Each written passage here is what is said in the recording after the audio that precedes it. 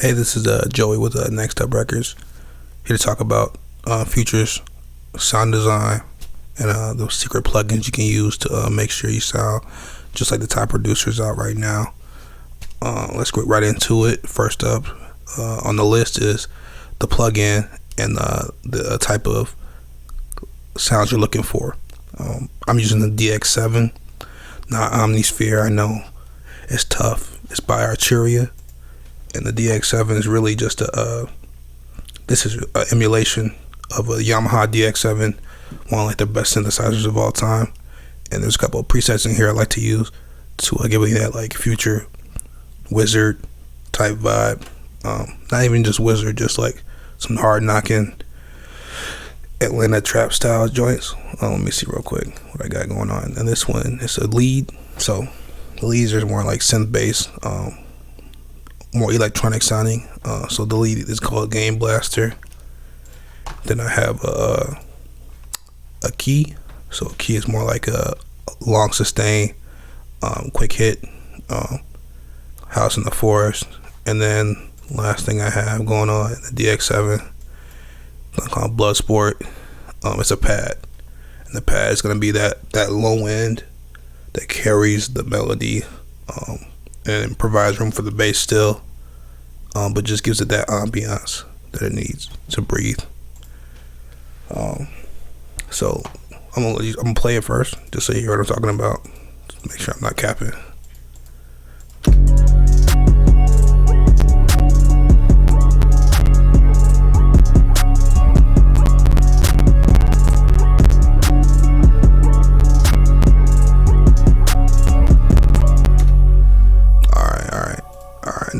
Okay, so this is the Game Blaster lead, no effects on it at all.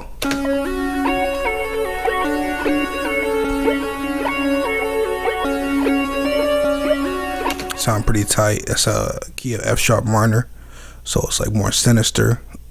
Playing mostly black keys, just to get that dark effect going on.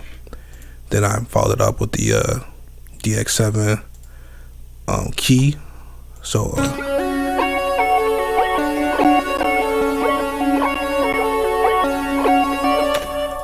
this is actually has Effectrix on it. So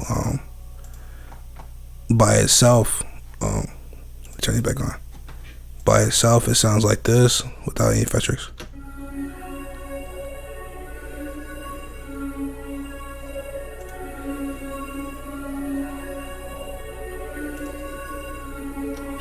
And then with the Effectrix.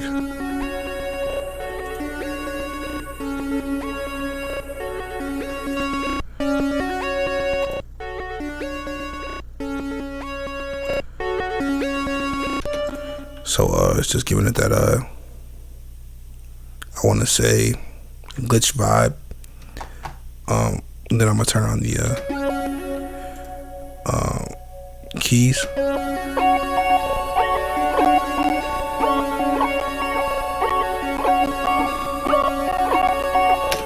And inside this F sharp minor, it's really a chord. So you got F sharp, C, and then C again. It's really F sharp, C, and then A. So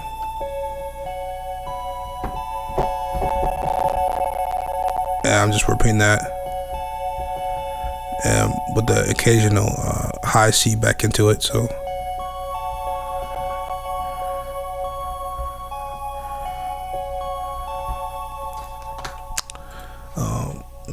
and usually in a Southside Future type song, it's one chord played repetitively, interchanging notes like I showed you. So that's the chord. It's just interchanging notes what's inside of the chord. On the Effectrix, I'm just using a preset. It's called Disco Gargle. It's right into the presets. Little radiator. This is just turning down, making it sound more old school, but not too old school. And then gross beat. So gross beat's putting that reverse on there, but not fully 100%, just enough so you can like feel the the re-rock back into the second part of the melody. And so we went over the plugin, we went over the effect chain. Now we're going over like the secondary effect chain. Here, let me minimize this so you can see on the bottom here, these are all bussed out to the one effect chain. I don't think people use buses enough in FL Studio. It really helps out with plugin, like saving CPU and stuff like that. So it's bust right into the one plugin chain, and then that one plugin chain also bust out to a reverb. So this reverb is not really just a reverb by itself. It's a Valhalla Vintage, which is a regular reverb. But then it also has the Crush on here. Crush is like a bit crusher. It's free from Sytrus. I don't know how to say the name. So it's kind of like Decimart, but a little bit simpler than that. And then Fruity Flangus.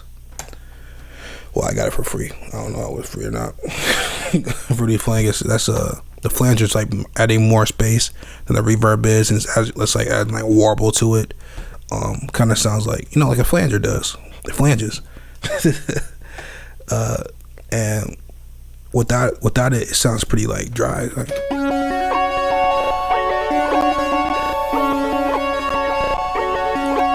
I wanted that space, I want that air, I want that ambiance, so I added it back. I added the reverb to give it that fuller feel.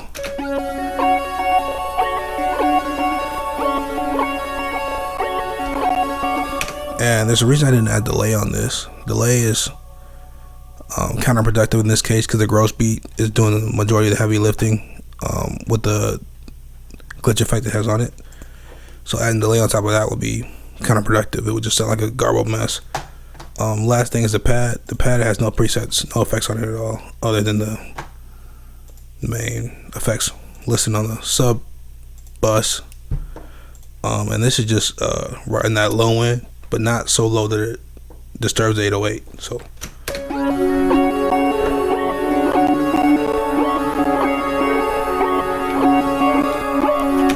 it's just like right in that, just that middle part, filling up space. So when the 808 hits harder, because you already felt that bottom, but this is the bottom beneath the bottom, you know. So 808, no effects on the 808, I don't think. Oh, I lied. Decapitator's on here. Decapitator, drum fattener 3, turn the drive up a little bit, T preset, T style. I'm gonna do a little bit of a low cut, no high cut, no tone.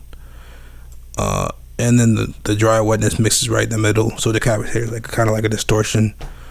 Not really though. It does more than distort. It kind of just adds tone to the 808, so it hits harder.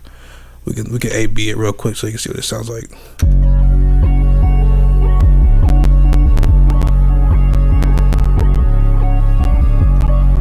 So it's not really doing that much, but I just put it on there, I guess. And then the rest of it is just simple kick, snare, hi-hat, snap clap type joints. That's not really the meat of the beat. The meat comes from the melody and the 808. This is more of a mixing tutorial than the actual melody tutorial, but I just put some melody elements in there just so you can see where it's coming from. And the good thing about this melody is, since it's so simple, you have a lot of room to play with the 808. So I know I'm just jumping around like,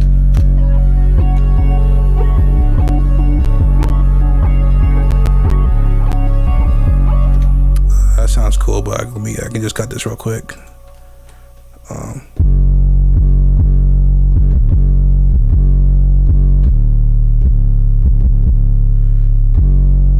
So I can play real quick. Show you what I'm talking about.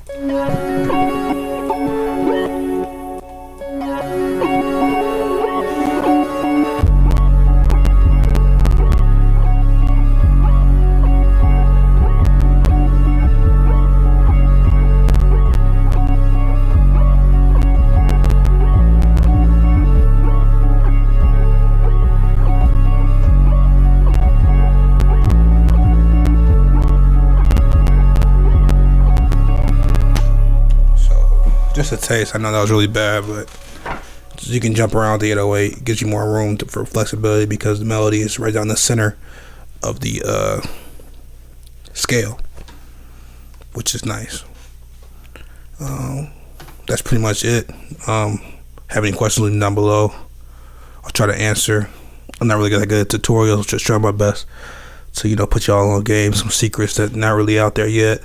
Some sauce that's not really talked about. The DX7. Nobody's mentioned it. I haven't seen any videos on it. The advanced plug-in chain with the Effectrix,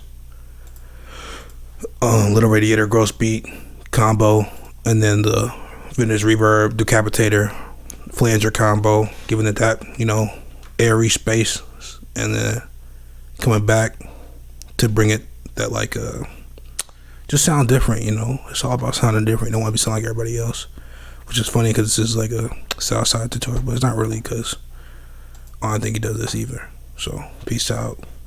Hope you had a good time. Hope you learned something. That's what I'm here for. Peace.